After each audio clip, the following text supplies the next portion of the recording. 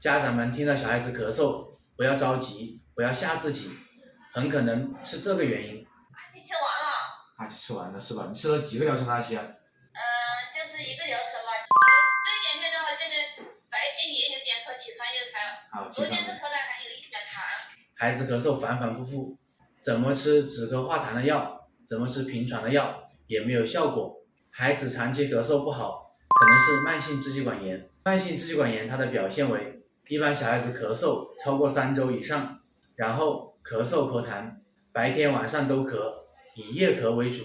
其实从中医角度来看，慢性支气管炎很简单，它主要是小孩子脾肺气不足，肺里面有沉痰，邪气未排出所导致的。一到晚上或一吹风一冷，或者是一吃油干厚腻的容易生痰的食物，小孩子就会咳嗽起来。慢性支气管炎一味的吃消炎的药、止咳平喘的药是没有用的，只能暂时性的把咳嗽给压住，或者说效果根本就不明显，有的甚至会加重咳嗽。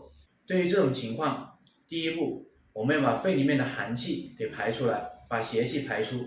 第二步就是增强小孩子的脾胃功能，让他能够消化和吸收那些油干厚腻的，能够接受那些冰冷刺激的一些食物，小孩子咳嗽自然而然就能止住。